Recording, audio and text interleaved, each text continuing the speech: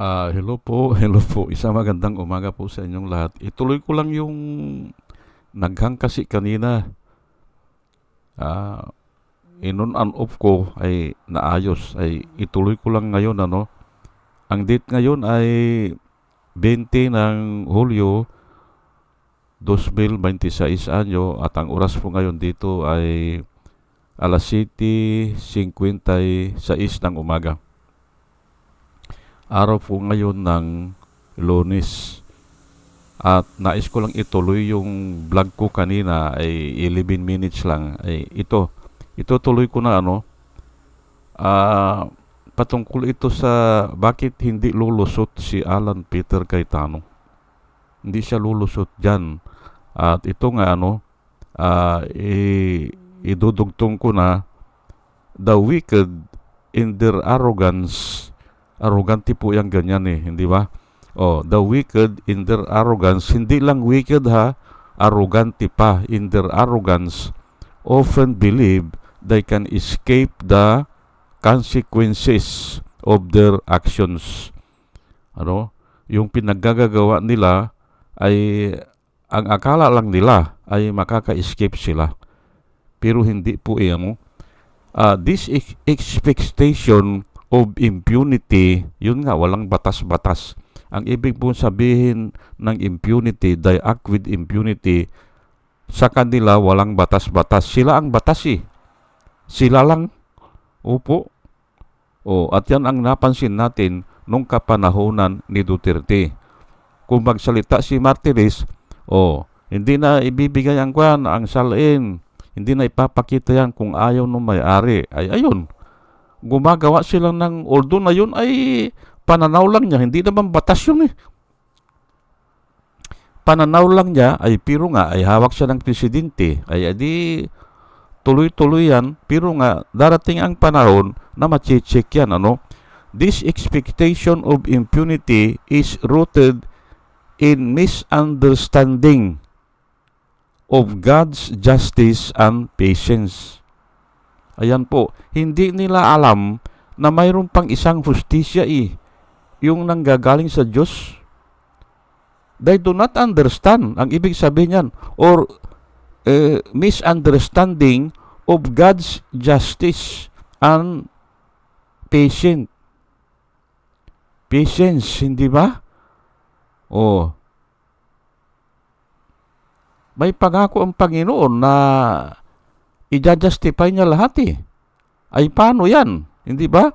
Kahit nahawak na nila lahat ang tao, ganun nga, ay gagawa din ang Panginoon, ay ang Panginoon po ang pinakamakapangyarihan sa lahat Gagawa din ang Panginoon na kung saan isang pagkakataon o isang sitwasyon na mapapanagot sila. Ayan po, ulitin ko lang po ano, the wicked in their arrogance often believe they can escape the consequences of their actions.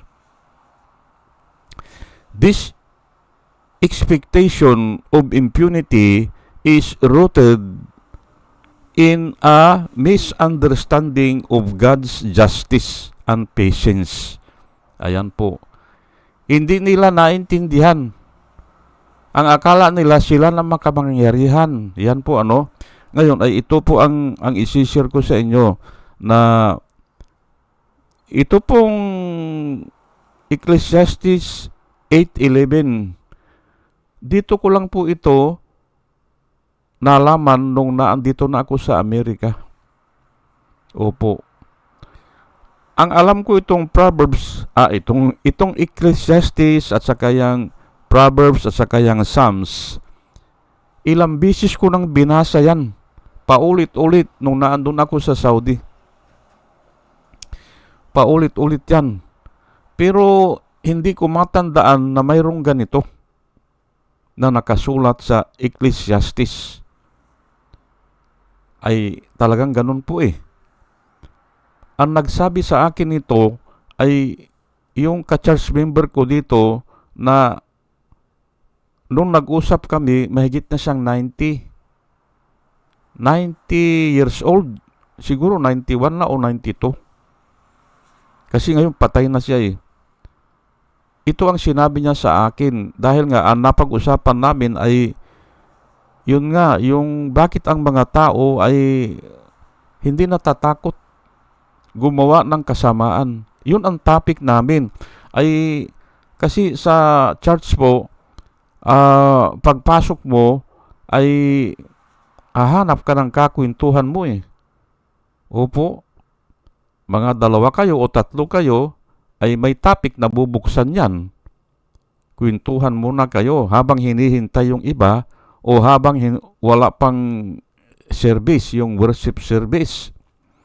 Ngayon, ay babae po ito, babae na matanda na matagal na siyang church member. Ito ang sinabi niya sa akin. Ecclesiastes 8:11, chapter 8, verse 11. Ang sabi niya, memoryado niya. Pero hindi niya alam yung numero ng verse. Ang alam na niya sa Ecclesiastes. Ay ako rin, hindi ko alam ang mga numero ng verse Pero alam ko may ganun ng kasulat. Ngayon, memoryado niya, sinabi niya sa akin. Ang sabi niya, because the sentence against an evil work is not executed speedily, therefore, the heart of the sons of men is fully set in them to do evil. Ay tama nga, kasi ang pinag-usapan namin ay bakit walang humpay ang paggawa ng kasamaan? Bakit hindi sila natututo? Bakit parang wala silang takot? Ay yun ang sinabi niya. Because yung parusa o yung sentence o yung punishment against an evil work is not executed speedily. Hindi agad-agad Hindi agad-agad at lumalakad ang panahon, hindi pa sila napaparusahan. Therefore, ang sabi niya o ang sabi ng Biblia, the heart of the sons of men is fully set in them to do evil. Kasi nadidelay yung punishment o parang wala ngang punishment. Ayan po. At nung sinabi niya ito sa akin, ay naintindihan ko. Pero kami mga born again kasi, pag nagbibigay kami ng Bible verse, inuulit-ulit namin yan. Usually, 3 times. Pero 1 time lang sinabi sa akin, na-memorize ko na. O ang ibig kong sabihin ay alam ko na yung mga words para hahanapin ko doon sa meron kasi akong program i-type mo lang yung 2 word o 3 word, lalabas na yung mga Bible verse kung ilan yan, kung minsan 10 yung Bible verse. Pero pag marami-rami ang word, accurate yan, tutumbukin niya. Ay natandaan ko, because the sentence against an evil work, pag isinulat ko yan, lalabas na itong Ecclesiastes chapter 8 verse 11. Pero standard operation na sa amin, inuulit-ulit po ang verse para maitanim sa isipan. Pag narinig mo kasi ang isang salita na maraming beses, parang nagri-ring na sa'yo yan Opo, ganun po ang ma-share ko sa inyo na nangyari sa akin. Ngayon ay tama talaga ito tama Bakit ba kung mag-akto si Alan Peter Cayetano ay parang siya na ang pinakamagaling, hindi ba? Kasi nga hindi siya nahuhuli Hindi siya napaparusahan. Kasi nga ay naandyan si noon yung ombudsman, si Samuel Martires, hindi ba? Protektado sila ni Samuel Martires kasi yun ang special prosecutor Ay kung ang special prosecutor hawak nyo, adi wala yan, hindi ba? Yung evil work nila ay hindi parang nababaliwala kasi nga hindi nabibigyan ng karampatang parusa. O not speedily. Kung agad-agad yan kasi, ay agad-agad masasawata yan. Yan po ang ma-share ko sa inyo. na hindi ko natapos kanina kasi nga naghang, ay pero ang ginawa ko ngayon ay ginugol ko anong gagawin, ay sabi niya, i-on and off mo lang yan, sabi niya. Tanggalin mo, ikabit mo, i-on mo, i-off mo, hanggang sa makuha mo yan, sabing ganun. Kung minsan kasi may napipindot ka kanya o mayroong mga bug na naandyan. At ito nga ay salamat kung dadaloy ito at i-upload ko naman ito para dito sa continuation, bakit hindi lulusot ito si Alan Peter Cayetano. Kasi nakikita ko nga na parang mahaba-haba nga na hindi sila napaparusahan Hindi ba? Ay ako nga hindi ko alam kung ano ang parusa sa kanila Hindi ko maisip o hindi pumasok sa aking isipan kung ano ang parusa nila kasi grabe po ang pinagagawa nila Yan mga grupo sila. Una-una, yung ibinilanggo na si Dilima. Ay yun lang hindi ko alam kung ano ang parusa sa mga anak ni Duterte o kay Duterte o doon sa mga congressman na nagpabilanggo. O doon ay sa bagay, yung mga witness nagrecant na po Maaring exempted na sila at maaring kinukonsensya na sila dahil nga ay kung namatay si Dilima sa loob ng kulungan ay yari na sila, hindi ba? O pag namatay sila ay pananagutan nila yon. O kaya nagrecant sila. Ngayon, yung iba hindi nagrecant. Ay katulad ito si Alan Peter Cayetano, hindi nagre-recant yan O kasi nga hindi siya nahuhuli. O hindi siya napaparusahan kasi nga ay hawak nila lahat O ano pa mga pinagagagawa nila na hindi ko alam paano sila babalikan o paano sila parurusahan ng Diyos. Una, yung kay Dilima. Pangalawa, yung pinasara nila ang ABS-CBN. Hindi ba? Pinasara nila. Ay samantalang ang mga tao tuwan-tuwa kung ang mga equipment ng mga communication natin ay sophisticated o up-to-date. Ay up-to-date ang ABS-CBN. Walang makakatalo sa ABS-CBN. Ay pinasara nila. Yung mga tauhan dyan, nag-training pa ng Amerika. Ang mga equipment dyan, galing pa ng Amerika. Ay bakit ipapasara nila? Hindi ba? Hindi ko alam paano nila pagbabayaran yan.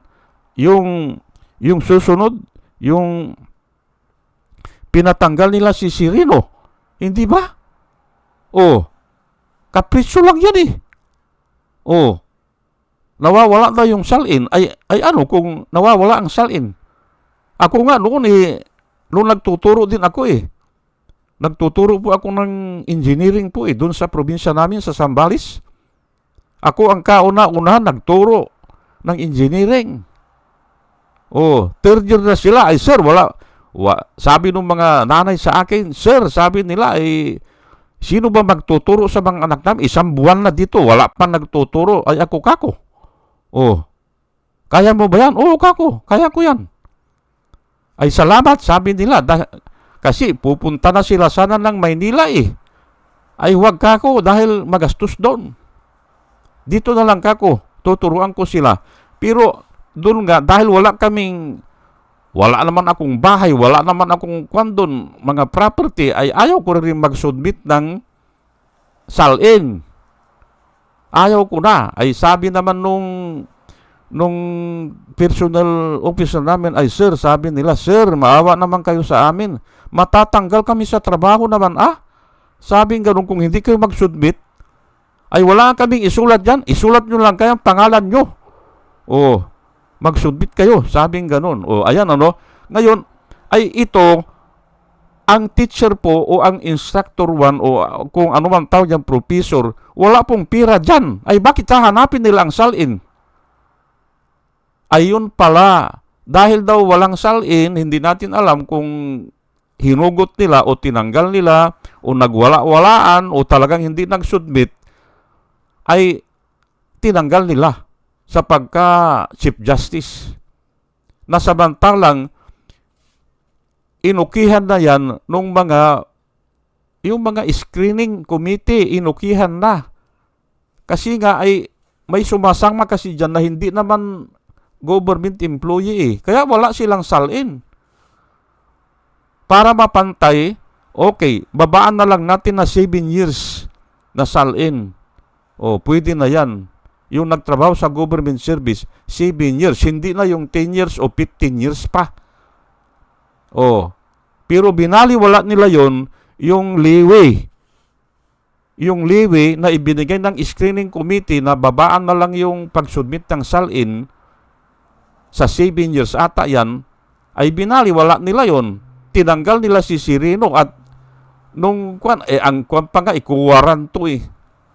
Ang ginamit nila eh. Hindi ko alam kung papaano sila ngayon paparusahan ng Diyos dyan. O, ano pa?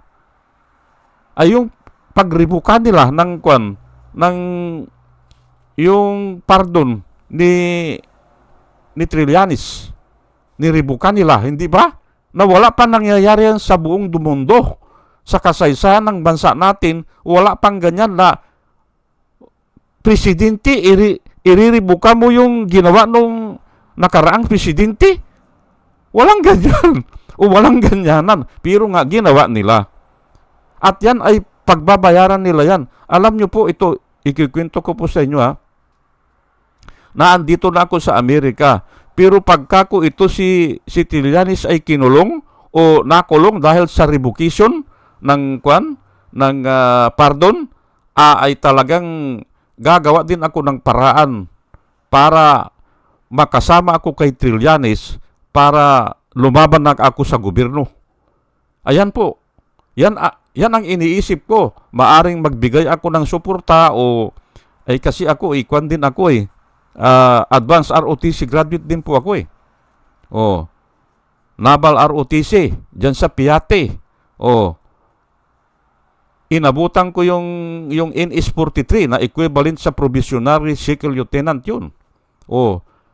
Kaya ay mabuti na lang at hindi nangyari na ikukulong nila si Trillanes. Kasi nga papalag talaga mga tao eh. Oh. Ayan po, hindi ba? At ngayon ito ay nasasalang na dito ngayon si Alan Peter Cayetano kasi ay namayagpag ito nung ASEAN yung yung SEAG Games, hindi ba? Oh. Southeast Asian Games. Ay siya pala ang chairman doon o naging manager overall. All in all. Hindi ba siya ang humawak ng pira? Oh, may pira na nanggaling sa private sector kasi nagsolicit sila eh. May pira na nanggaling sa utang. 9 billion atang inutang dyan. At may pira ngayon, lumalabas ngayon, yung mga huling balita, may pira na nanggaling sa confidential fund ni Duterte. Ayan po, confidential fund. Oh, ayan na nga. Kaya hindi lulusot ito eh, ano? Oh. At palagay ko ay okay na karagdagan lang ito at i-upload ko na ito mamaya. Ay salamat at nakaparecover itong OBS ko. Akala ko mahihinto na ako eh. Ay mag-isa ko na lang dito eh. Yung anak ko ay nasa Iran. Yung anak ko na Navy na nag-sit up nito. Kaya nga hindi ko alam paano i-sit up o baguhin o bibili na naman ng bago siguro kung ayaw na ito. Ano? O sige po at hanggang dito na lang po at dalayan ko po sa Panginoon na sa ating pakikinig po ay magkaroon tayo ng wisdom na nanggagaling sa Panginoon at muli mga kababayan, mga minamahal, isang magandang umaga po sa inyong lahat at salamat po sa inyong pakikinig.